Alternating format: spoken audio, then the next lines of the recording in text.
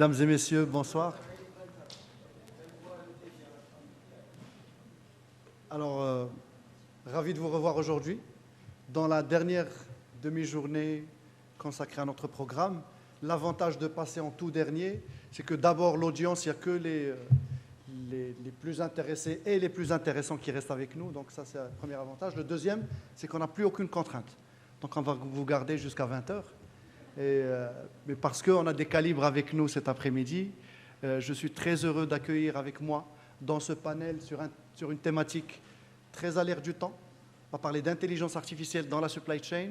Et pour discuter de ce sujet très pointu, j'ai le plaisir d'accueillir avec moi M. Yassine Sqat à votre droite, à gauche, qui est directeur associé McKinsey, et M. Mohamed Talal, qui est président, directeur général, La Voie Express. Si vous avez vu la grande conciergerie automatique à l'entrée, c'est eux quand même.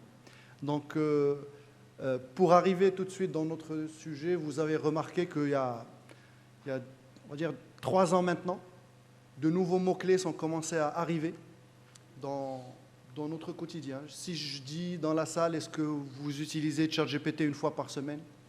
Qui peut lever la main? Une fois par semaine? Une fois par mois? Une fois par jour? Qui ne sait pas du tout ce que c'est que ChatGPT? Non? Il y a ChatGPT, et puis il y a aussi les Sora, les copilotes, les Hygiene pour générer des vidéos, Synthesia pour générer des PowerPoint, etc. Donc, ChatGPT a ouvert la voie à une nouvelle vague de solutions qui est venue perturber notre quotidien. Il y avait la vague avant. Aujourd'hui, on parle de l'IA générative et vous allez voir, on va beaucoup s'y intéresser. Mais l'intelligence artificielle, ça ne date pas justement de il y a 3 ans. Ça date d'un peu plus tôt que ça. Avant, c'était les Watson, les outils, on va dire, de RPA qui permettaient d'automatiser des process, qui permettaient de prendre des décisions. Donc, si je vous dis qu'est-ce qu'une régression logistique, là, tout de suite, il y aura moins de monde qui vont réagir. Mais juste pour vous remettre dans un contexte beaucoup plus ancien, l'intelligence artificielle, je pense que le terme date des années 50. Aujourd'hui, on est à l'ère des applications. Donc, effectivement, les médecins vont pouvoir utiliser, les traducteurs agréés, tout aussi agréés soient-ils, utilisent quotidiennement. Et le sujet arrive au niveau de la supply chain. Donc, il y a des caristes qui vont utiliser des outils pour préparer des colis, mais tout en intelligence artificielle. Alors, c'est pas une blague, il y a un use case réel où, vous savez, ceux qui préparent les colis, ils parlent directement au système d'information. Donc, il y a une voix dans l'oreillette et la voix lui dicte qu'est-ce qu'il faut mettre dans le colis, qu'est-ce qu'il faut, quel produit, quelle adresse. Et donc, les utilisateurs interagissent par voix. Donc, il y a un cariste qui, toute la journée, en tout cas un préparateur de colis, toute la journée en train de discuter avec le système d'information. Qu'est-ce que je dois mettre dans le colis? Quelle adresse? Quelle taille de colis? Vous avez vu qu'il y a des S, L, M, etc. Et puis il rentre chez lui le soir à la maison, puis il y a sa femme qui lui dit, tu sais, demain c'est vendredi, si tu veux un couscous, il te faut des légumes, de la viande, du couscous, etc. Ou par déformation professionnelle, il lui dit, et l'adresse, il est en train de discuter, de continuer à discuter avec son IA dans la voix. Donc ça c'est l'IA générative qui se plug dans nos métiers de tous les jours. Et je vais demander tout de suite à Yassine Sqat de nous projeter, comme sait très bien le faire McKinsey et ses experts, de nous projeter sur justement l'utilisation de l'intelligence artificielle générative. On est bien sur ce focus. Et la parole est à toi, Sidi Yassine.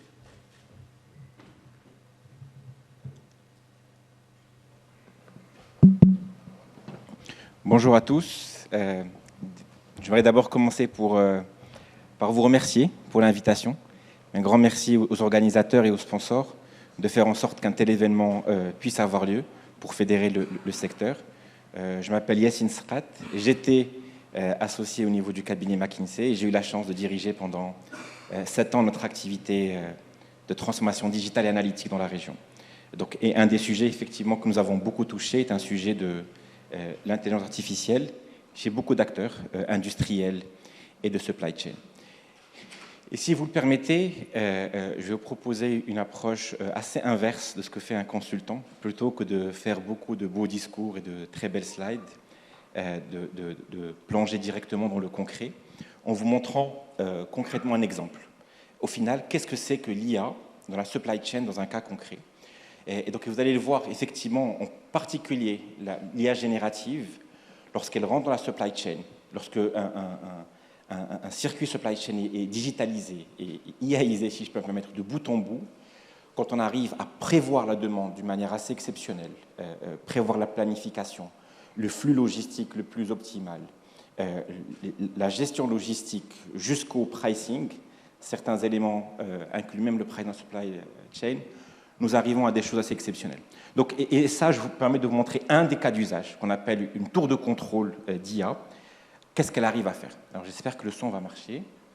On y va. Et je vais me permettre de faire des stops de temps en temps. Alors, ce que vous voyez là, c'est un système d'IA générative, n'est-ce pas, où tous les éléments de la supply chain sont au final intégrés à cette tour de contrôle. Donc, ce que vous voyez, c'est typiquement, voilà à quoi ça peut ressembler. C'est un tableau de bord, au final, qui va donner tous les indicateurs pertinents de l'entreprise. En particulier ici, vous allez voir, on peut remettre la vidéo si vous voulez bien. En particulier, ce qu'on va voir ici, c'est... on peut mettre play, s'il vous plaît? Là, c'est à moi d'appuyer dessus.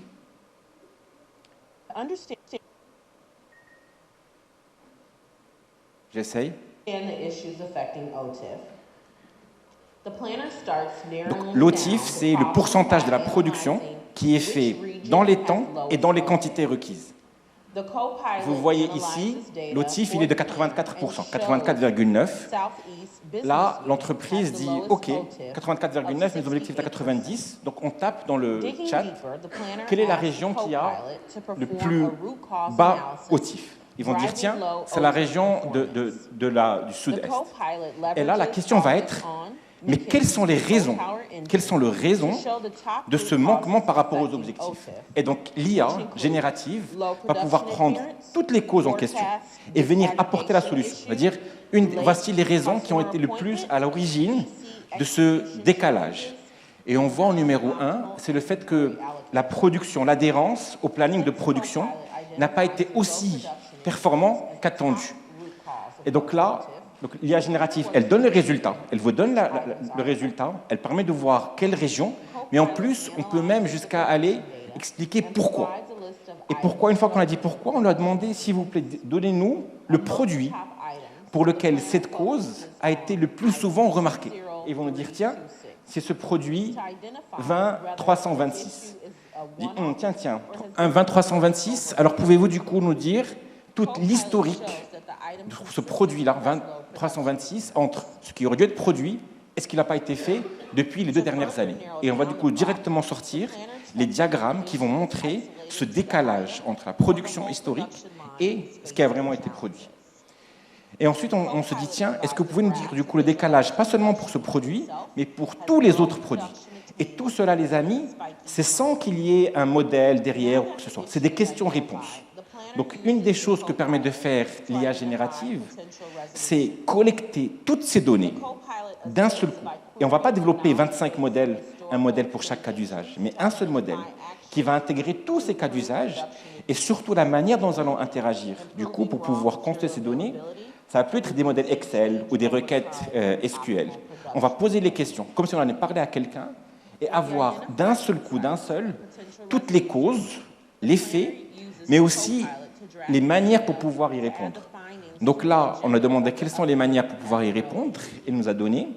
Et on lui a demandé, du coup, s'il vous plaît, pour le prochain comité de direction, est-ce que vous pouvez nous préparer un email qui donne la synthèse de ce qui a été observé, des causes qui sont derrière, et même des recommandations à mettre en place pour pouvoir parer à ces défaillances. Donc c'est un petit peu ça aujourd'hui, ce que permet de faire une IA générative dans un modèle de supply chain. Donc ce qui est remarquable, c'est qu'elle va pouvoir, donner de la visibilité à toutes vos données. Imaginez, vous êtes dans votre entreprise, vous demandez à quelqu'un, dites-moi quel est aujourd'hui mon taux de réalisation, Dans quelle ligne j'ai ce problème-là? Pour quel type de produit? Quelle est la cause? Qu'est-ce que vous me recommandez pour pouvoir y résoudre? Et surtout, préparez-moi un email que je vais présenter à la direction pour pouvoir corriger ce problème. Tout ça va pouvoir être fait en instantané. Donc l'IA, je sais que ça peut paraître de la science-fiction, mais c'est un travail qui peut être fait en l'espace d'1 an, lorsque toute notre supply chain a été digitalisée, lorsque nous avons pu nous intégrer aux bonnes sources de données et pouvoir faire ce travail. Je me permets de faire une pause ici et vous demander du coup de revenir sur la présentation un petit peu classique. Mais donc je voulais commencer par ça pour juste matérialiser, vous aider à matérialiser pour comprendre qu'est-ce que c'est que l'IA générative dans un exemple de supply chain. Donc de la visibilité, de l'analyse de la donnée, de l'analyse des causes et de la proposition de solutions. Bien sûr, cela ne vient pas tout seul, il faut qu'on ait un historique de données derrière, il faut que l'on puisse être plugué derrière, il faut qu'on ait les bons moteurs, il faut qu'on ait les bonnes équipes, etc. Mais déjà, ça permet, si je peux me permettre, de mettre un cadre au cours de cette explication-là. Donc voilà, c'est un petit peu par quoi je voulais commencer. Ensuite, si je peux avoir juste 10 minutes, si on peut passer sur le fichier PDF, merci. Si je peux avoir juste 10 minutes pour du coup faire, ça c'est le résultat. Maintenant, comment arriver jusque-là? J'aimerais prendre 10 minutes, si vous voulez bien, pour partager ces éléments avec vous. Alors, bien sûr, tout cela, comme l'a dit Cissala tout à l'heure, c'est de l'IA générative. L'IA générative, c'est d'abord de l'intelligence artificielle. Ce n'est pas quelque chose de nouveau. Mais la première question que l'on peut souvent se poser, c'est mais au final, qu'est-ce qui a vraiment changé par rapport à cette IA? Et je peux vous dire, au final, il y a 3 principales choses qui ont changé par rapport à l'IA classique. 1, c'est la puissance des modèles de calcul.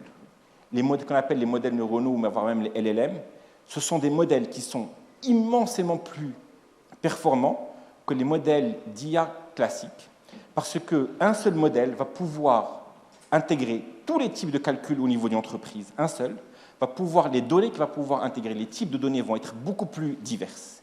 Donc, et cette force de calcul, un seul modèle beaucoup plus puissant, va pouvoir être la première cause d'explication. La deuxième va être dans sa capacité à générer du contenu. Avant, de l'IA classique, vous lui posez une question, elle vous donne un chiffre, elle vous donne une relation. Là, la deuxième grande révolution avec l'IA générative, c'est qu'elle ne va pas vous donner un chiffre, elle va vous donner une réponse, elle va vous créer du contenu, qui peut être un graphique, comme on l'a vu avant, qui peut être un texte, qui peut être un message, qui peut être un email. Et donc ça aussi fait que l'usage que l'on fait derrière est plus puissant. Et le troisième élément, et je pense non négligeable, de l'IA générative, c'est la manière dont nous interagissons avec elle. Il ne faut plus faire de code, il ne faut plus faire de tableau Excel, on pose des questions. L'interaction avec la machine devient plus facile. Quand on interagit plus facilement, on a un moteur qui est plus puissant et on arrive à avoir beaucoup plus de contenu, la combinaison de ces 3 facteurs est aujourd'hui à l'origine de cette force au niveau de l'IA générative. Et probablement que vous l'avez vu par ailleurs, mais les impacts que cela peut avoir en termes d'adhésion ou la rapidité même d'accès à l'IA générative a dépassé tous les autres réseaux sociaux que nous avons vus par ailleurs. Maintenant, la question que l'on peut se poser, c'est est-ce que l'IA générative va vraiment pouvoir résoudre un certain nombre de problèmes pour la supply chain? La réponse pour nous est clairement oui. Et qu'est-ce qu'elle va pouvoir permettre de faire en particulier? D'abord, elle va énormément faciliter l'interaction. L'interaction avec nos fournisseurs, avec nos clients. Demain, un client, par l'IA générative, pose la question « J'aimerais acheter tel produit », on peut directement savoir est-ce que le produit existe dans la supply chain, existe dans nos stocks, et avoir une réponse directe. Pareil pour le fournisseur. Donc l'interaction va pouvoir changer. La deuxième chose, et non négligeable, c'est la production. Vous vous rappelez tous les documents de SNOP, je suis sûr que vous avez dû faire les manuels de procédure pour la maintenance et autres. Tout cela aujourd'hui se fait d'une manière quasi instantanée et facile. La troisième, et pour moi probablement l'une des plus importantes, c'est qu'elle génère de l'insight. Quand on est inondé de données, comme c'est le cas aujourd'hui, pouvoir faire la différence entre ce qui compte et ce qui compte moins devient plus difficile. L'IA générative vous donne, on l'a vu sur le tableau de bord tout à l'heure, donnez-moi l'indicateur. Qu'est-ce que je devrais regarder aujourd'hui? Elle va vous sortir ces indicateurs. Donc j'ai envie de dire, s'il y a peut-être 2 ou 3 éléments intéressants à garder, c'est bien cela. L'IA générative va au final énormément améliorer le modèle d'interaction, va améliorer la production de contenu et va améliorer la manière de générer les bonnes informations pour soutenir les bonnes prises de décision derrière. Et tout cela selon ce que nous avons fait par ailleurs, va avoir, parce qu'à la fin, vous, autant que dirigeant d'entreprise, ce qui est important, c'est le business. C'est quoi l'impact sur le business? Tout cela, lorsque nous l'avons fait, et vous voyez ici les différents modèles, il a une valeur monétaire majeure. Parce que, selon nous, et je regarde la troisième colonne, la Gen AI aujourd'hui, il permet de réduire la partie qu'on n'arrive pas à vendre à cause de non-disponibilité, lost sales, de 50-75%. Il arrive aussi à réduire les coûts de transport par l'optimisation et de stockage jusqu'à 15%, les coûts de supply chain, d'inventories et d'administration de jusqu'à 20 à 50%. Donc, les effets, ce n'est pas que de la hype, quelque chose d'intéressant technologiquement, c'est un vrai impact business pour vous, entreprise, et c'est généralement ça ce qui produit derrière. Ravi de partager avec vous ce document si vous voulez plus tard, mais notre message ici, c'est que quand on va prendre de bout en bout la chaîne de valeur, des ventes à la manière de gérer les stocks, en passant par la planification industrielle, jusqu'aux achats, jusqu'au pricing, le Gen AI va vraiment pouvoir toucher tous les maillons de cette chaîne-là, de manière assez intéressante.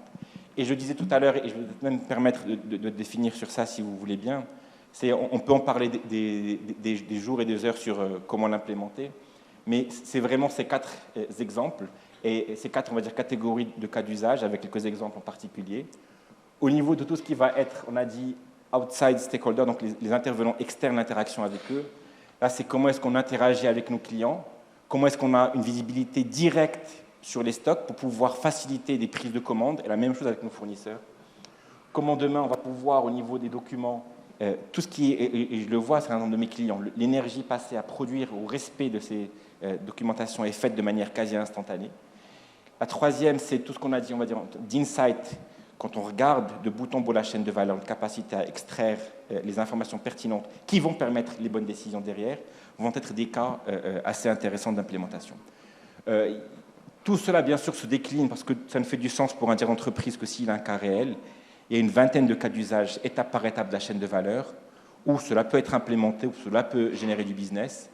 Généralement, les questions que l'on se pose sont du type, moi, autant que dirigeant d'entreprise, et c'est ça l'invitation que je fais pour vous, il y a tellement de choses à faire que c'est facile de se perdre. L'invitation consiste souvent à se dire, OK, quand je prends mon cas à moi réel marocain, et je suis sûr que nous allons parler de ça avec Si Mohamed, qu'est-ce qui est implémentable au Maroc? C'est souvent la première question. Ça veut dire, tout ça c'est bien beau, mais le dirigeant d'entreprise, il dit, OK, je comprends qu'on peut faire tout ça ailleurs dans le monde, mais dans mon cas à moi, c'est quoi les 2-3 cas pertinents que je peux implémenter? Et ils existent. Moi, si je peux me permettre, ce que je vous inviterai à avoir comme attitude, c'est pas de se dire, ouais, ça s'applique en Suisse, pas au Maroc, c'est faux. Il y a une partie qui s'applique au Maroc. Pas tout, mais il y a une partie qui s'applique au Maroc. Donc, l'autre travail, si je peux me permettre, c'est de dire, qu'est-ce qui s'appliquerait pour moi? Comment je mets en place ce qu'il faut pour pouvoir l'implémenter? Et le mettre en place, il y a un côté technologique, bien sûr, c'est les choix de partenaires. Tout commence par ça. Attention à faire plein d'idées avec des consultants sur des PowerPoint avant d'arriver sur de l'implémentation qui décale de la réalité. Ça commence par le choix du bon partenaire que vous implémentez ça. La bonne mise à jour technologique de votre système d'information, la mise en place des capteurs, la mise en place de data lake pour pouvoir le faire, et la question qui fâche souvent, qui est au final la question d'organisation, c'est comment est-ce que je fais parler tout ça. Ce ne sont pas des industriels classiques, ce ne sont pas des systèmes d'information classiques qui vont pouvoir le faire. Donc, on le veuille ou non, c'est là où il faut introduire de nouveaux types de talents, les data scientists, les data translators, qui ont de l'expérience, qui l'ont mis en place et qui pourront le faire. Mais tout cela se porte et se pilote par d'abord une volonté au niveau de top management de pouvoir le mettre en place, et ravi d'en parler avec vous dans quelques secondes. Voilà, merci beaucoup.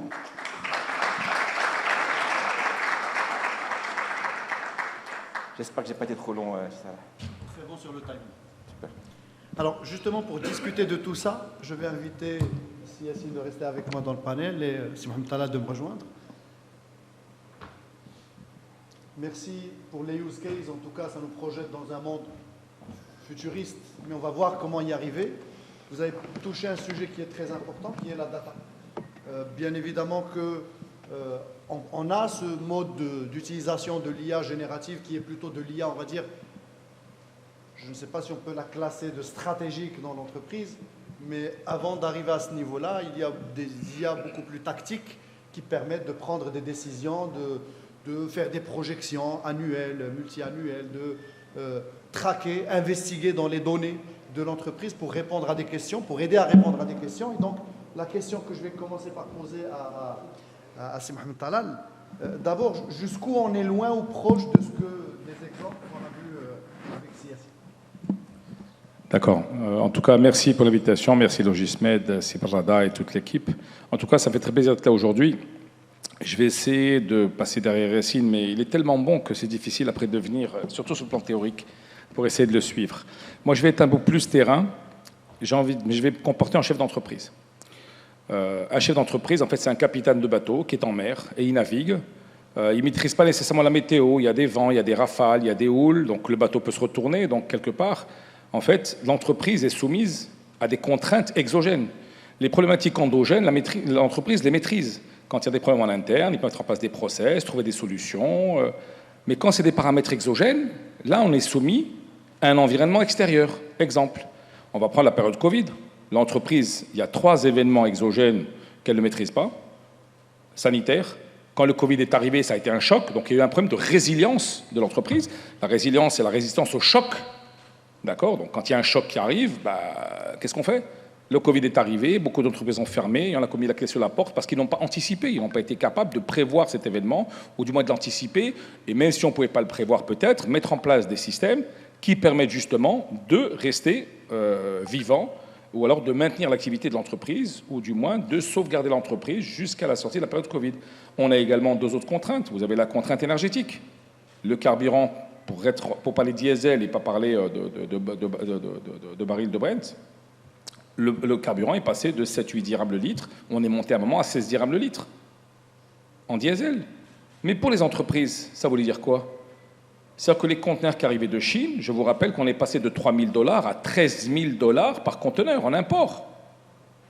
Donc l'entreprise qui importait des matières premières, qui était compétitive, qui importait et qui réexportait vers les pays européens sur des marchés cibles, s'est retrouvée non compétitive parce que quand vous importez de l'eau, je vais simplifier, de l'eau en bouteille, en conteneur 40 pieds, je vous rappelle que les coûts de fret représentent 80% du prix de revient. L'entreprise se retrouve en faillite.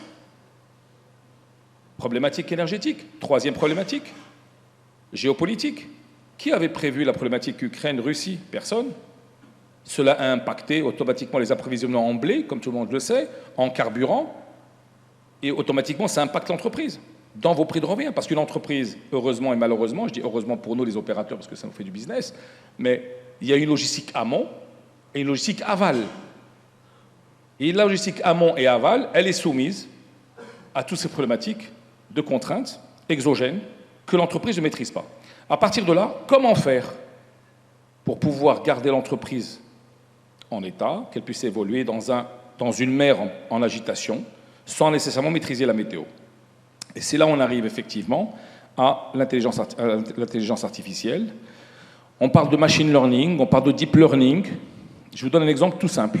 Vous êtes dans l'industrie pâtissière,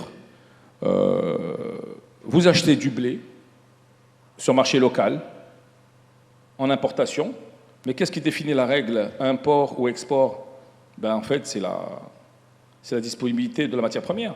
Quand il y a une bonne saison au Maroc, il y a du blé, on importe très peu, mais quand il y a une mauvaise saison, on doit importer.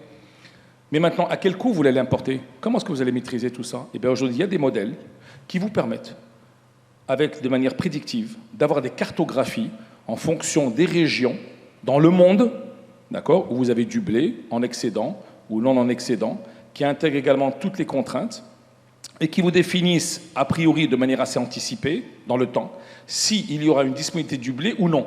Alors, disponibilité ou non, ça a un impact sur les prix, sur les cours. D'accord ? Sur les cours. Et à partir de là, c'est de décider, est-ce que je vais surstocker tout de suite, parce que je sais que dans 9 mois, dans 10 mois, dans 12 mois, il y aura une pénurie de blé, les prix vont flamber. Donc, est-ce que j'achète tout de suite et je surstocke ? Ou est-ce que j'attends le moment et j'achète, parce que ça va être moins cher ?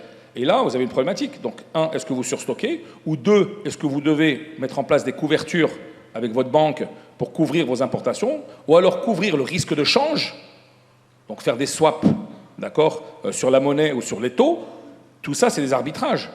Mais il vous faut de la donnée. Mais la donnée, il y a trop de données. Donc il y a des systèmes aujourd'hui, d'accord, qui permettent de traiter toutes ces données et offrir aux chefs d'entreprise des outils d'aide à la décision et prendre des décisions. J'approvisionne pas, je couvre pas. D'accord? Et à partir de là, il peut prendre les bonnes décisions, les plus adéquates. D'accord? La période de Covid, beaucoup d'entreprises ont fait faillite. Pourquoi? Eh bien, c'est très simple. Elles s'approvisionnaient en Asie, le conteneur est passé à 13 000 $ le conteneur équivalent 20 pieds. Elle s'est retrouvée en faillite parce qu'elle était plus compétitive, elle a perdu ses marchés. Qu'est-ce qu'il aurait fallu faire peut-être? D'accord? C'était tout simplement, diversifier les sources d'approvisionnement, ce qu'ont fait les Européens, notamment les Français et les Anglais. Pourquoi? Ben, c'est simple, parce qu'à la période Covid, il y a eu des ruptures, notamment dans le domaine de la santé, des ruptures de matières premières, qui fait qu'automatiquement, des chaînes entières de production se sont retrouvées à l'arrêt. Donc aujourd'hui, on constate que les Européens sont en train de déplacer les barycentres de production vers l'Europe. Ce qui était produit en Chine, et bien maintenant, il y a une partie, on va trouver d'autres fournisseurs en Europe, et on va créer un barycentre européen de production, même si les coûts sont légèrement élevés.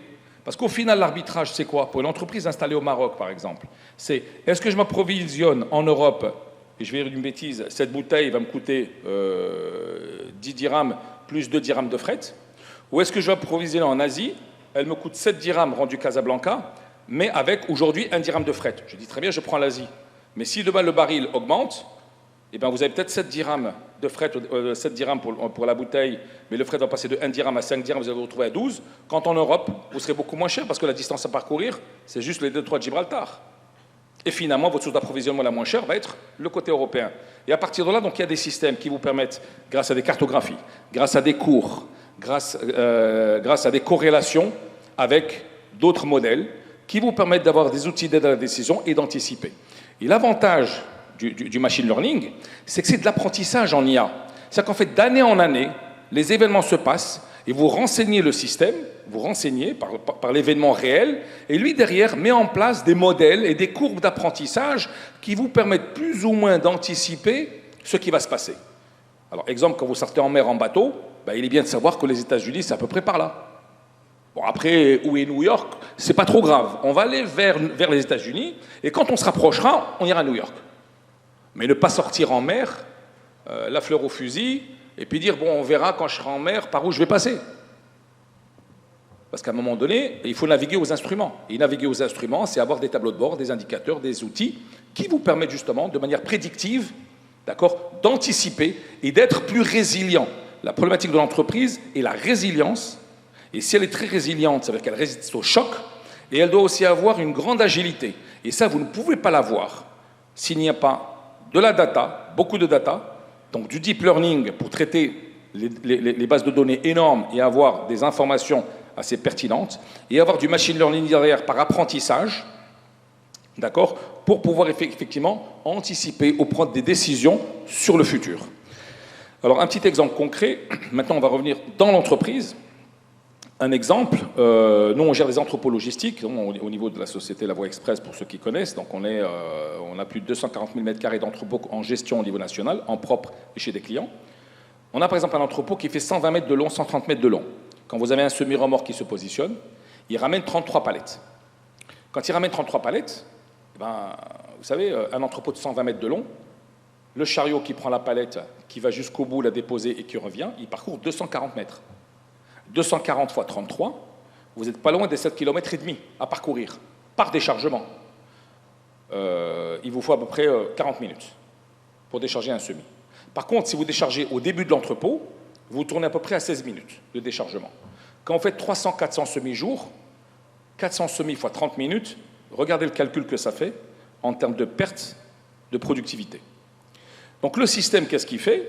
Quand un article arrive, parce qu'on a effectivement un système de machine learning sur la data, d'accord, avec beaucoup de données, avec les années, parce que ça fait quand même plus de 20 ans qu'on opère, sur certains clients, je vois des amis qui étaient dans le secteur PGC, eh bien c'est simple. Il dit, écoutez, cet article, on va prendre le jus d'orange, cet article, eh ben, d'après notre expérience, on a vu que quand le mois de mars arrive, les stocks augmentent, mais quand l'article rentre, eh ben, le durée de séjour n'est que de 6 jours, donc il sort tout de suite. Donc cet article, on le met au début de l'entrepôt. Il y a des articles, je vais dire une bêtise, lambda, qui ne sort pas du tout, où la consommation est très très faible, pendant la période de mars jusqu'à septembre.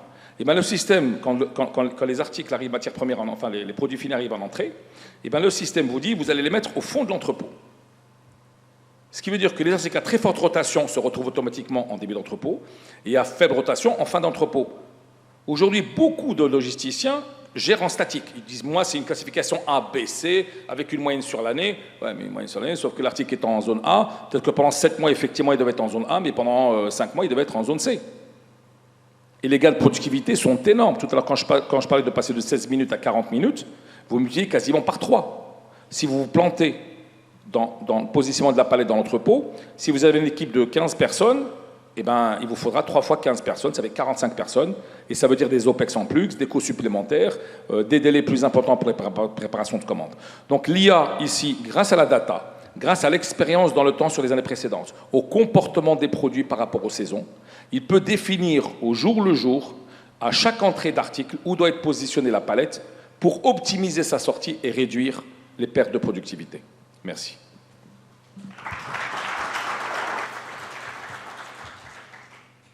Merci, Mohamed, pour ce retour d'expérience. Effectivement, en fait, dans tout ce qu'on appelle intelligence artificielle, il y a effectivement ce volet très récent qui est l'IA générative, qui permet d'interagir, de discuter avec des systèmes d'information, même en voix, même en mots de texte, etc. Puis il y a aussi de l'IA traditionnelle qu'on a l'habitude d'utiliser, que j'appelle du machine learning tactique, à la limite faire de la planification, avoir des systèmes, parce que si Mohamed il nous dit qu'à l'intérieur des entrepôts, il faut savoir gérer les produits, mais on peut même aller plus loin sur certaines industries, mais il faut ordonner les camions à l'arrivée, c'est-à-dire que je n'ai pas besoin de ce camion au début du déchargement, j'en aurai peut-être besoin à la fin quand les rayons se libèrent, etc. Donc derrière ce thème, effectivement, il y a beaucoup de familles d'usages, ce qui fait qu'aujourd'hui, une entreprise qui veut faire de l'IA en gardant ce thème très, très vague, ben, il y a différents types d'applications. Forcément, il y a des choses qui sont au sommet de l'iceberg et qui font que c'est génial, c'est waouh, je peux discuter avec un système d'information, je peux être connecté en mode live à mon système. Puis il y a de l'IA beaucoup plus, je ne vais pas dire basique, mais beaucoup plus terre à terre, qui permet de gagner du temps, d'optimiser des distances. Aujourd'hui, un commissionnaire de transport, quand il veut savoir combien de temps va prendre un produit pour arriver depuis la Chine jusqu'au Maroc ou autre, ben, c'est des calculs complexes où l'information doit être cherchée chez plusieurs acteurs. Et donc, parce qu'il y a un jour férié quelque part ou une semaine de congé, vous avez vu qu'on a eu une semaine de congé spécial Eid, ben celle-là, elle va impacter des chaînes logistiques. Justement, des systèmes, on va dire, plus complexes vont pouvoir aller chercher des informations, y compris pour donner des délais beaucoup plus proches de la réalité. Alors, mais ça va plus loin, excuse-moi, mais ça va beaucoup plus loin que ça. On va prendre l'exemple de Renault Maroc. Période Covid, juste après la période Covid, rupture sur une carte électronique, arrêt de toutes les chaînes de production pendant 4 semaines. Pour une petite carte électronique qui coûte peut-être pas grand-chose, mais la perte financière derrière est énorme. Donc, et tout cela, bah, à la limite, il est intéressant de savoir sur des modèles qu'il y a une mine au silicium qui a explosé ou qui est en grève, qui va créer une pénurie de silicium, qui va impacter les appros et les cours, et indépendamment du prix, je décide, moi, en interne, de m'approvisionner en excédent sur les 5 prochains mois, parce que le coût de rupture est beaucoup trop élevé. Et malheureusement, le chef d'entreprise aujourd'hui, qu'elle soit petite ou grande, n'a pas la capacité d'intégrer les milliers de variables qui sont là, il ne peut pas les intégrer, sachant qu'il y a des variables qui sont parfaitement corrélées entre elles. Il faut des modèles. La période Covid nous a montré 2 choses. La fragilité de la chaîne logistique sur laquelle nous travaillons, mais aussi la fragilité de certains modèles prédictifs qu'on utilisait, ne serait-ce que dans le remplissage des supermarchés. On a vu que le comportement de l'utilisateur a changé, et donc ce qu'on appelle le data drift, la réalité ne correspondait plus à ce que les systèmes étaient capables de suivre, ce qui a fait qu'on a eu beaucoup de rayons, beaucoup de ruptures de stock sur des produits de consommation. Oui. Si vous voulez réagir. Oui, j'aimerais réagir parce que, déjà merci beaucoup Mohamed, parce que tes exemples, on les a vus, touchent beaucoup de sujets.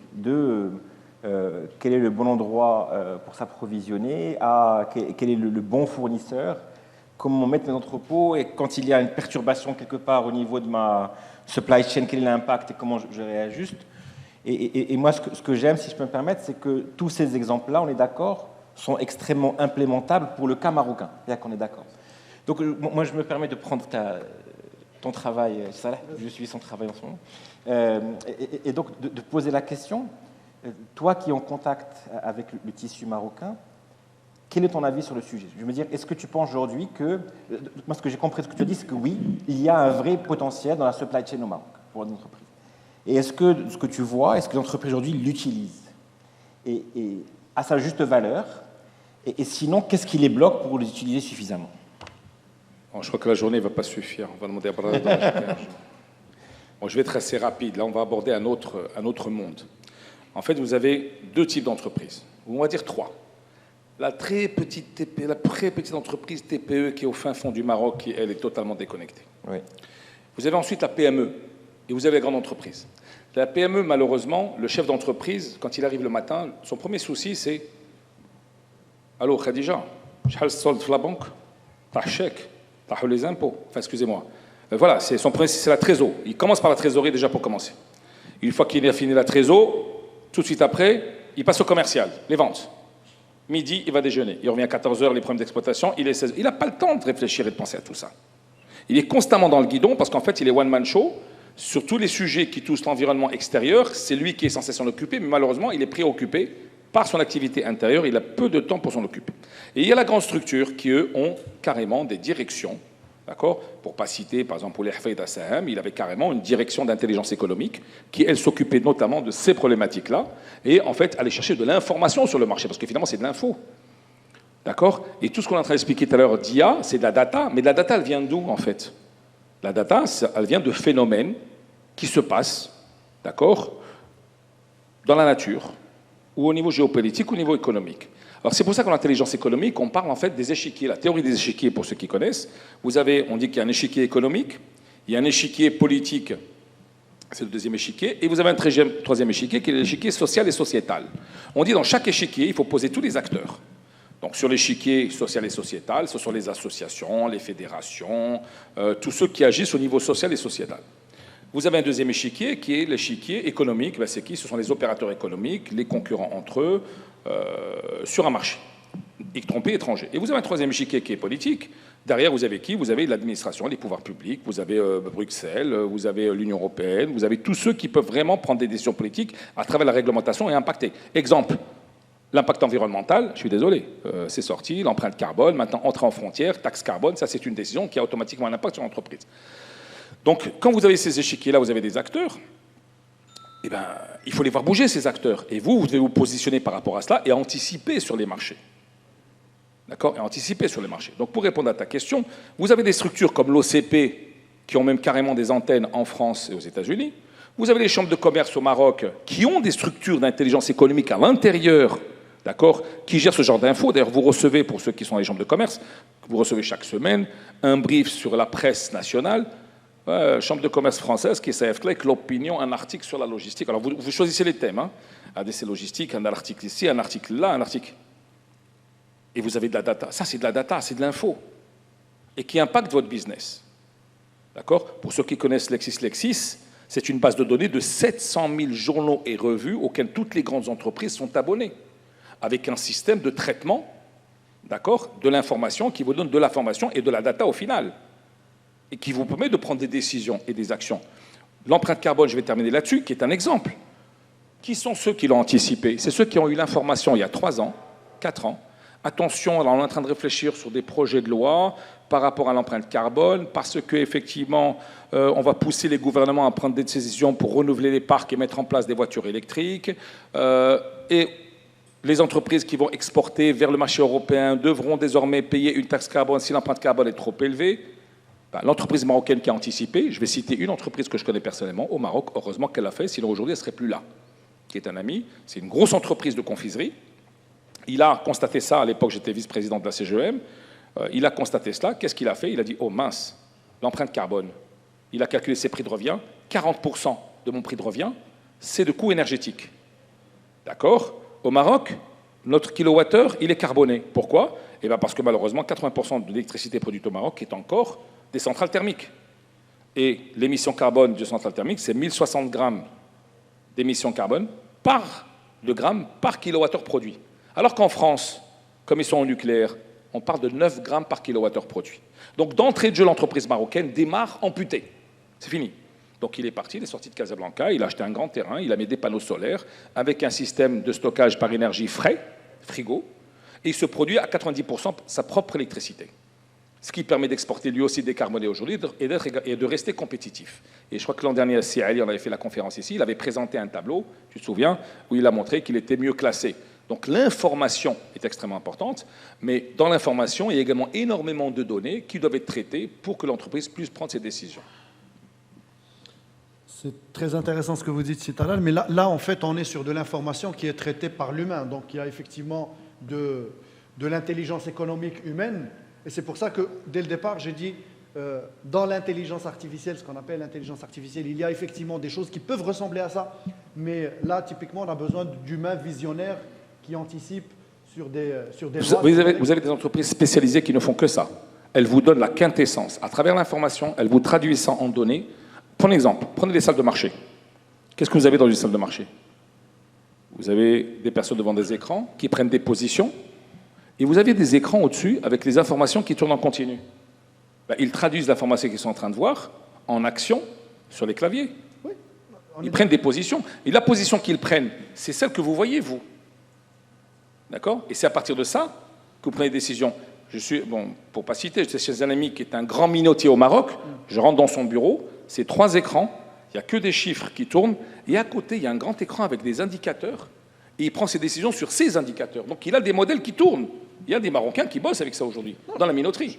On est complètement d'accord. C'est pour focaliser le problème sur, comme je disais tout à l'heure, de l'IA beaucoup plus tactique, qui peut être beaucoup plus proche de ce qu'on peut déployer en interne en entreprise, c'est-à-dire des données du système d'information, la connaissance du client. On parle beaucoup du KYC, mais la connaissance aussi des prestataires, la connaissance de son écosystème direct. Là, on a beaucoup plus la main dessus pour pouvoir mettre en place des solutions. Et donc, on repose la question, est-ce que autour de nous, aujourd'hui, dans un écosystème marocain, si demain, une PME ou une entreprise veut déployer ce type de solution interne, mais encore une fois, je ne dis pas de l'IA stratégique, mais de l'IA tactique, est-ce qu'on est équipé en termes d'écosystème ou on va être obligé d'aller acheter des solutions ou des services qui sont vendus tels quels par ailleurs dans le monde? La PME est obligée d'aller vers des structures.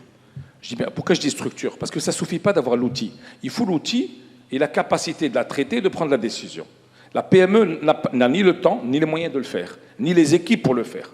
Donc passer par des cabinets spécialisés, il y en a au Maroc, il y en a à l'étranger, qui peuvent travailler pour vous sur des sujets bien précis, bien déterminés, et vous apporter des outils d'aide à la décision, et même participer avec vous à la décision.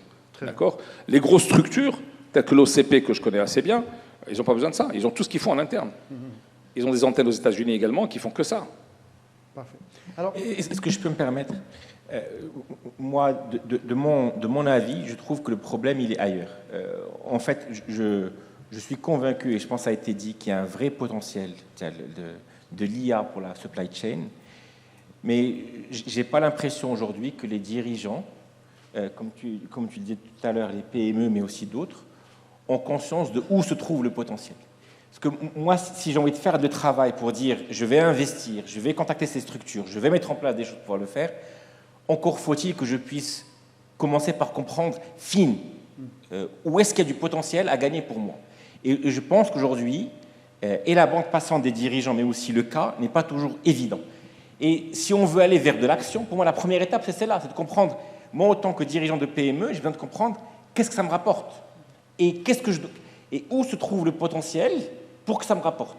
Mais tant que je n'ai pas cette conviction-là, je ne vais pas faire d'effort derrière.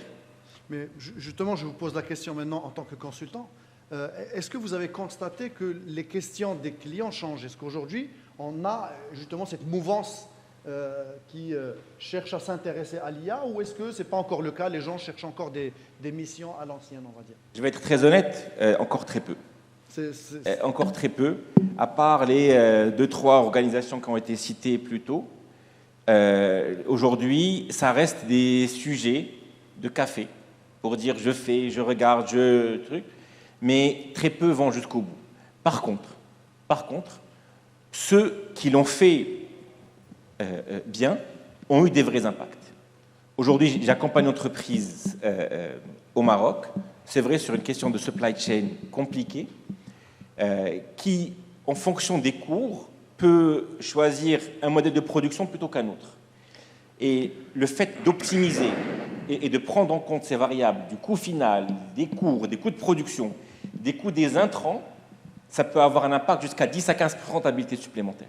Mais pour moi, ça commence par une prise de décision au niveau du top management de dire « je veux creuser pour pouvoir y aller ». Non, ceci étant dit, celles qui sont structurées, ne parlons pas de celles qui ne sont pas structurées. ما بقاش بزاف. Est-ce qu'aujourd'hui, on va vers de l'IA, de l'automatisation? De toute façon, on est d'accord. On va aller vers de l'IA, ça va permettre de gagner des coûts, mais c'est aussi un secteur qui recrute beaucoup, qui donne beaucoup d'emplois. Et donc, est-ce qu'il n'y a pas un danger, quelque part, de voir un secteur s'automatiser de plus en plus et perdre un peu en tout cas changer l'emploi. La question sur l'emploi est aussi intéressante. Et donc, beaucoup d'entreprises, peut-être qu'elles ne vont pas vers ce type de projet par peur des problèmes sociaux dont on a parlé. Le secteur logistique est un secteur qui est un grand pilier de la société qui est la nôtre. Est-ce que vous ne sentez pas aussi qu'il se peut qu'il y ait de la réticence, notamment à cause... Et puis surtout, au Maroc, on sait que les petites mains ne coûtent pas très cher. Enfin, le SMIC national fait qu'on peut recruter à bas coût. Vous n'allez pas être d'accord encore une fois. Mais est-ce que finalement on se dit je préfère quelqu'un qui finalement n'est pas très outillé, n'est pas très IT compatible, pas IA compatible, puisque vous avez dit IAisé tout à l'heure, que de chercher de la ressource compétente qui va me faire monter aussi mes coûts de recrutement ou de salaire? Je vais donner la réponse théorique. La vérité, pas du tout. Et ça, pour avoir parlé à Wali, ministre, directeur d'entreprise, directeur industriel, je n'ai jamais... C'est un mythe, l'histoire de dire je vais introduire de l'IA, je vais du coup plus avoir besoin de personnes, je mets des gens au chômage. Là, c'est théorique. Même si c'est le cas des gens à Tallah Midder, c'est autre chose, je pense que ce n'est pas ça le vrai problème. Malheureusement, le problème, c'est qu'on n'est même pas à l'étape 1. Et l'étape 1, c'est j'ai conscience que ça a de l'impact, j'ai de la donnée, j'externalise, je mets en place, je vais voir les économies humaines qui sont effectivement faibles au Maroc en termes de coûts de par notre masse salariale. Mais ce n'est vraiment pas une question de risque de perte d'emploi. Corrige-moi, si tu veux bien. Mais du coup, comment déclencher l'étape 1? Quel levier, quels incentives on peut faire? Parce que, effectivement, ce que vous me dites, c'est l'absence de la culture de la data et de... Voilà mon avis, et désolé, je vais me permettre en caméra non off. Pour moi, c'est la carotte et le bâton. La carotte, c'est la méthode soft de sensibilisation. En principe, une entreprise, quand elle voit son intérêt économique, quand elle voit qu'il y a de l'impact économique, elle va le faire toute seule. Il n'y a aucune entreprise qui dit si je fais ça, je gagne tant, et qui ne va pas le faire. Et si elle est capable de le faire. Donc, c'est d'où la question de sensibilisation. Le bâton, ce que je disais tout à l'heure, c'est Mohamed, c'est qu'à bout d'un moment, si les choses ne bougent pas, ben, il faut obliger. Et obliger, ça va jusqu'à j'arrête des camions, ça fait j'oblige par des mesures externes à avoir recours à l'automatisation, pas pour automatiser, mais parce que du coup, je suis plus efficace, parce que du coup, j'arrive à délivrer service, et du coup, je crée une contrainte extérieure pour obliger à le faire. Alors, pour la PME, il faut toucher à la poche. C'est simple. Regardez la période Covid. D'accord? Une grande majorité sont sortis de leur zone de confort. Ils se sont remis en question. Oh, qu'est-ce qui s'est passé? Pourquoi? Pourquoi ça m'est arrivé? Parce que j'ai une rupture flestock, parce que mon salarié ne pouvait plus sortir de chez lui dans l'entreprise, parce que... Oh, qu'est-ce que je dois faire? Et au fur et à mesure, ils se rendent compte que finalement, effectivement, il doit être résilient, ce que j'expliquais tout à l'heure. Donc maintenant, beaucoup commencent à se poser des vraies questions pour effectivement commencer à avoir de la donnée et travailler sur la donnée. Mais vous arrivez à un obstacle tout de suite. Traiter de la donnée, c'est avoir un système d'information, du stockage, des ingénieurs qui traitent tout cela. Mais est-ce que vous avez une structure en interne pour faire tout ça? Ça coûte cher des ingénieurs en informatique, ça coûte cher des infrastructures informatiques. Alors, on a dit les data centers. Je suis bien placé pour en parler. En 2011, on a été, si ce n'est pas la seule entreprise dans le secteur transport logistique à avoir mis en cloud nos systèmes d'information à Paris. Il n'y avait rien au Maroc, c'était le désert. Yallah, d'abord, alhamdoulilah, bon, on a transféré notre base de données maintenant au Maroc, il n'y a même pas 9 mois, je crois, 6 ou 9 mois. Parce que maintenant, alhamdoulilah, on commence à avoir des data centers avec de l'infogérance. Mais il y a encore 5 ans, on avait des data centers, mais sans infogérance. On vous donne des serveurs, حط les data ديالك تماك. Ça, je vais نحط تماك. وغدا كتقول لي بلاتي, il y a un hacker qui est rentré, la donnée n'est plus intègre. Mais moi, je suis une PME, je n'ai pas les moyens de gérer tout ça. J'ai besoin d'avoir confiance en un partenaire qui a un data center avec un système d'infogérance qui me garantit une sécurité informatique où je peux accéder. Donc, il y a un problème de coût aussi derrière tout cela. Donc, il faut dire que c'est encore tout nouveau et encore, yallah, d'abord, ils sont en train de devenir performants à des coûts compétitifs. On a consulté, nous, il y a 4 ans, je crois que le DSI est dans la salle, il y a 4 ans, ça me coûtait 3 fois plus cher au Maroc qu'en France. Je ne peux pas répercuter ça sur mes clients. Yallah, d'abord, depuis 5-6 mois, on commence à avoir quasiment les mêmes coûts. D'accord? Mais une PME, je peux dire que dans 1 an ou 2, elle pourra effectivement se mettre en cloud au Maroc, à moindre coût, et commencer à stocker des données, d'accord, pour pouvoir les traiter. Et aujourd'hui, il y a des mécanismes. On peut les critiquer, on peut dire est-ce qu'ils sont assez rapides, assez performants, mais il y a des mécanismes aujourd'hui qui permettent d'absorber une partie de ces coûts. Il y a des Maroc PME qui, en théorie, lorsqu'on veut faire de telles approches, financent 50-75% d'un tel investissement. Donc l'État veut pousser. Maintenant, désolé, je reviens sur le même discours. Si le dirigeant voit l'intérêt et veut aller jusqu'au bout et accepte des fois des process longs, il peut y avoir d'intérêt économique derrière. Et en tout cas, une volonté publique de le faire. Corrige-moi. Je suis parfaitement d'accord. Vous savez, c'était en 2011. Pourquoi je suis passé en cloud? Je veux dire, c'est simple. J'étais en Marrakech en vacances avec les enfants.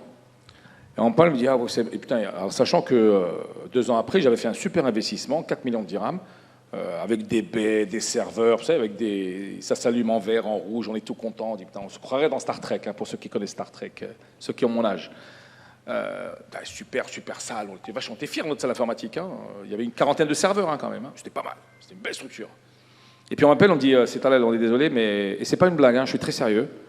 On dit, les systèmes ont planté. Oh ouais, ils ont planté. Sachant qu'on gérait, à l'époque déjà, on gérait Carrefour, on gérait des multinationales quand même. Hein. Ça veut dire quoi? Sur nos écrans, et c'est pas une blague. On avait un gars qui dansait, c'était un hacker qui s'est amusé à nous balancer un truc, et on s'est pris, et pourtant on était quand même, on avait des ingénieurs, on avait tout ce qu'il fallait. On s'est pris ça dans la figure. Et on s'est dit, là c'est fatal. Je suis rentré en courant, appel téléphonique, des experts qui arrivent, bon, on a résolu le problème, mais on a mis 3 jours. Et c'est là on a décidé de passer en cloud, avec des experts des cabinets étrangers et marocains. On a recruté l'un des directeurs généraux, d'accord, et on s'est fait certifier ISO 27001 sécurité informatique, pour être sûr d'être blindé. Donc il a fallu qu'il y ait un événement qui allait être fatal pour prendre une décision stratégique.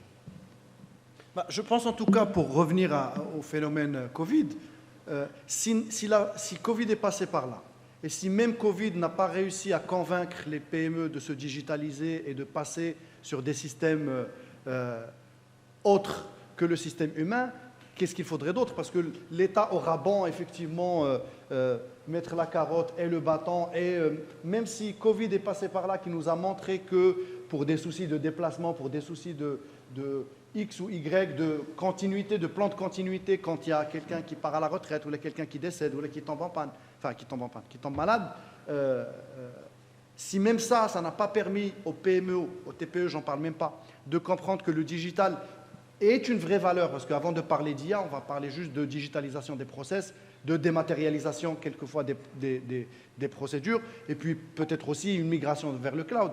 Je pense qu'il ne reste que le bâton finalement. Quel bâton? Je pense qu'il peut y en avoir beaucoup. Le bâton réglementaire en est un. Ce qui a été fait à Casablanca est un exemple. Mais le réglementaire va commencer à obliger à avoir recours à l'automatisation. Je pense par plusieurs mécanismes fiscaux. Je pense qu'on a entendu parler de la mise en place de cette fameuse facture électronique qui va permettre du coup de tracer, d'avoir un peu plus de transparence sur certaines transactions, qui va faire que peut-être que même ce levier de transparence, on ne sera plus un demain. Mais moi, en tout cas, je pense qu'il faut garder les deux. La carotte, c'est-à-dire l'incentive, la poche, de manière positive pour le... Pour parler de ce sujet de la facture, on voit même que, oui, on va passer à la facture électronique, mais la facture papier est pas loin. C'est-à-dire que même les décisions la réglementation qui devrait pousser les entreprises à supprimer le papier et à passer à du 100%, on va dire, digital, forcément, il va falloir s'y prendre en douceur pour accompagner tout le monde. Mais des fois, peut-être qu'il y a aussi un manque de courage pour déclencher tout ça. Vous voulez dire manque de courage public? Moi, je ne suis pas habilité à parler de ça. Écoutez, moi je crois que laissons le temps au temps, d'accord. On a des consommateurs, des habitudes de consommation, elles sont en train d'évoluer, elles sont en train de changer. Pour ceux qui ont mon âge se souviennent où il n'y avait que des épiceries de Rouba. Aujourd'hui, on commence à voir la GMS apparaître, elle pénètre difficilement, elle n'a encore que 20% du marché, 80% c'est encore capillaire avec des détaillants. Maintenant, je vais vous dire, on paye de facture électronique. Comment vous allez expliquer à une grosse entreprise agroalimentaire qui produit, qui a un marché, elle va vendre à des distributeurs avec facture, le distributeur, lui, doit vendre à des détaillants, sauf que le détaillant, dans 70% des cas, paye en cash et déclare rien. Il quitte là le cash, le distributeur, ce distributeur-là récupère des sacs de cash, il va verser ce cash-là à la banque. Il verse tous les jours 400-500 000 dirhams comme ça en cash. Comment il va le justifier?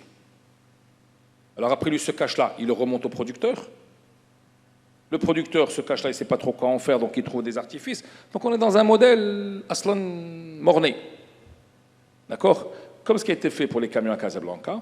Alhamdoulilah, maintenant, la distribution moderne, on commence à développer des grandes GMS, les mini-markets, des tout petits markets, des mini-markets avec Marjane, avec Carrefour, les Supéco ou autres. Le détaillant commence à avoir un concurrent en face de lui, Moul Hanout, un concurrent en face de lui qui est là, ce petit mini-market.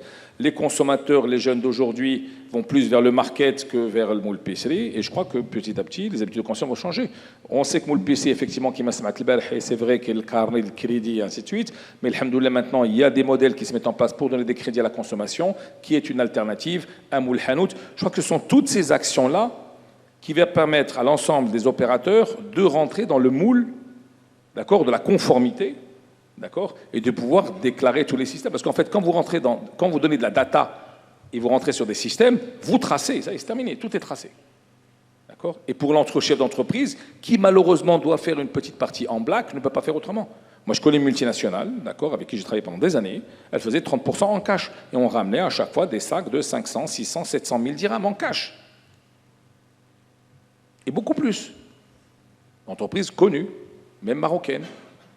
Mais il faut, si vous arrêtez ce système de cash, vous pouvez être sûr que les gens vont accepter la facturation électronique et vont accepter de mettre en place un système d'information. Très bien. Alors, si je veux synthétiser aussi et mettre dans le contexte de notre sujet qui est l'IA, on va dire que l'écosystème marocain étant un écosystème fortement représenté par des PME, peut-être que c'est encore un peu, on va dire, je ne vais pas dire science-fiction, mais c'est encore un peu tôt pour parler de l'IA au quotidien dans les entreprises. Il va falloir accompagner ces entreprises d'abord dans une logique de transparence, de traçabilité, à passer à des systèmes d'information qui ont un fonctionnement transparent et qui permettent d'avoir de la data, d'exploiter de la data. Je rappellerai juste une expérience personnelle, mais le fournisseur, enfin, c'était H-Mall à l'époque ou la Digital Mall, je ne sais pas, j'avais essayé d'acheter un produit sur Internet, je voyais le produit, je voyais le prix, tout allait bien, et le système me disait que le produit est disponible dans le magasin Flin-Flani, vous pouvez aller l'acheter. Je me suis déplacé, je me suis déplacé, comme le produit Flani, il m'a prêché. Et le prix, il dit non, c'est pas à ce prix-là qu'on le vendait. Je lui dis, mais on ouvre le site internet, on va voir. Ils m'ont dit, ah non, ce qui est sur le site internet, faut pas regarder ce qu'il y a sur le site internet. Donc vous avez un problème ici on a un problème entre d'abord, même des entreprises qui ont de la data, est-ce que cette data est bonne, est-ce qu'elle est exploitable, etc. Donc je pense qu'on est dans une phase d'accompagnement vers de la maturité des entreprises. Alors bien évidemment, il faut qu'elles se digitalisent. Et une fois qu'on a une majorité de PME qui auraient passé le cap, là, typiquement, elles verraient l'intérêt de l'IA, mais on est à quelques années de décalage par rapport à des sujets d'IA qui, effectivement, aujourd'hui font la pluie et le beau temps dans beaucoup de secteurs. On va dire qu'on va temporiser un peu dans le domaine de la chaîne logistique et de la supply chain.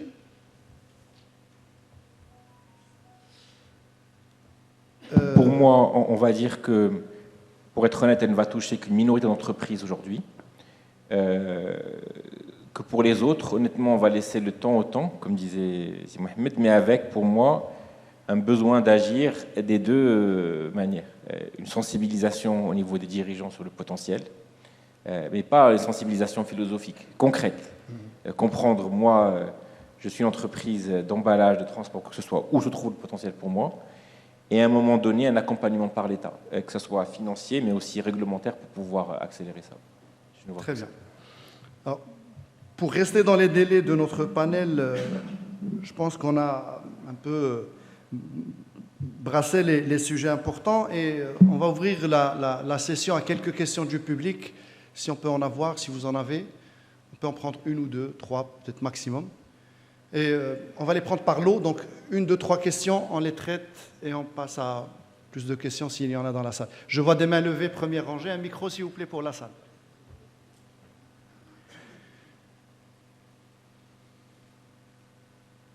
Madame. Alors, Kaussar Ksous, vice-présidente de la FFM, je vous remercie pour la pertinence de ce panel, ce n'est pas le premier, et on remercie d'ailleurs le comité scientifique pour le choix des thématiques qui sont plus que d'actualité. Là, je prends ma casquette de vice-présidente et je me fais le porte-parole de la voix de nos membres. Les PME, TPE sont plus que prêtes, et même les plus frileux ont été très bousculés pendant le Covid. La logistique est considérée être un levier de compétitivité. Ce n'est pas des paroles en l'air. Ça fait même l'objet d'une stratégie nationale qui, malheureusement, je ne vais pas dire elle est assez balbutiante, mais le pourcentage réalisé est minime par rapport au temps imparti. Le véritable frein, c'est un frein financier. Parce que lorsqu'on parle d'intelligence artificielle, automatiquement, on parle d'automatisation, systémisation, modélisation, software coûteux, sans parler des compétences humaines. Vous l'avez dit en dernier lieu, c'est SCRAT, aujourd'hui sans un accompagnement sérieux de la part des instances gouvernementales, on va rester dans nos 44% qu'on a vu hier par rapport à la digitalisation, alors que malheureusement, c'est un chiffre qui est dommage et dommageable, parce que ce n'est pas vrai. Aujourd'hui, nous avons un guichet unique exemplaire, précurseur, leader dans la région, et malheureusement, l'OCP, on en a un seul au Maroc. Le tissu économique est fait de même pas de PME, de TPE, de toutes petites entreprises. Nous avons eu la chance d'avoir un super produit qui a été fait par nous et pour nous, qui est PME Logis. Parce qu'aujourd'hui, la logistique est un levier de compétitivité, mais c'est le parent pauvre de l'économie. C'est le secteur qui bénéficie de moins de subventions par rapport à l'industriel. Alors que nous faisons l'économie, soyons réalistes. Donc aujourd'hui, c'est un cri du cœur que je lance à travers justement ce panel, pour que les instances concernées se penchent très sérieusement pour la mise à niveau des entreprises. Et je ne parle pas des GE, des multinationales, parce qu'à la limite, ils n'ont pas de besoin réel.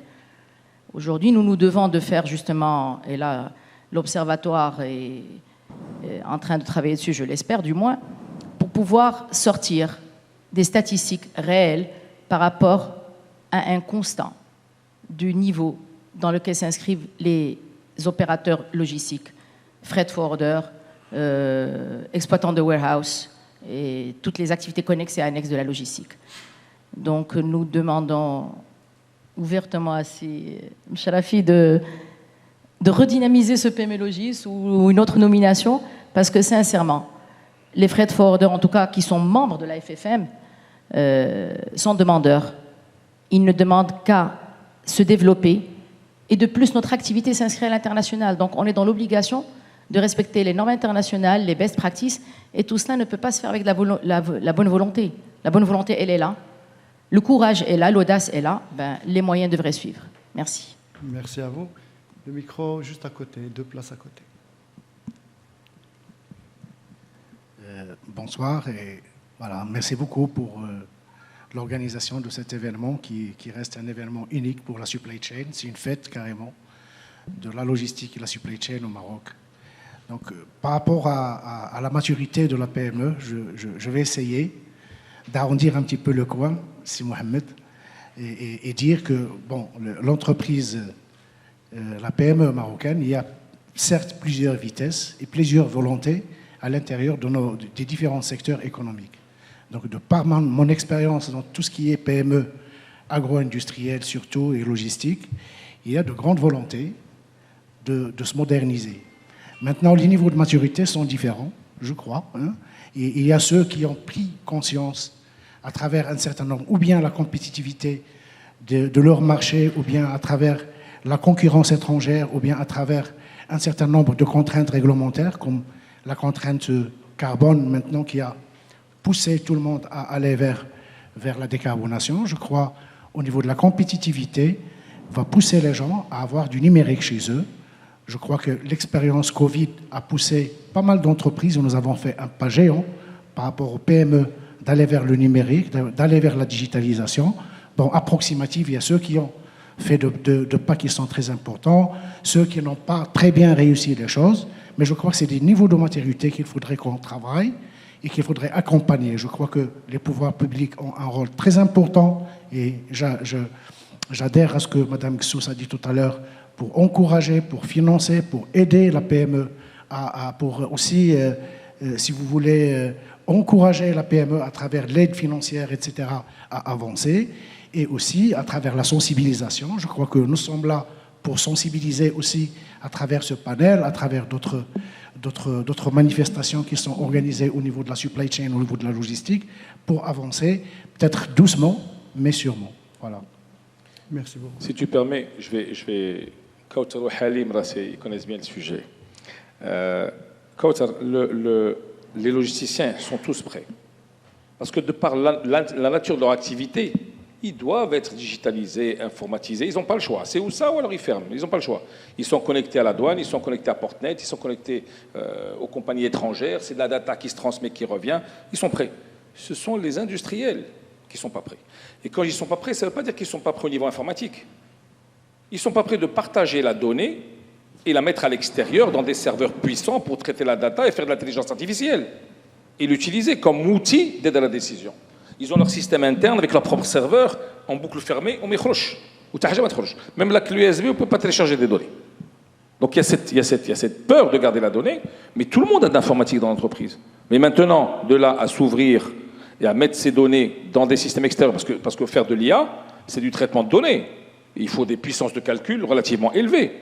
Il faut des ingénieurs derrière qui puissent traiter tout cela. Donc il faut accepter de faire confiance à des consultants, à des partenaires extérieurs qui vont traiter ces données, vous donner des études de la décision pour pouvoir prendre des décisions stratégiques au niveau de l'entreprise.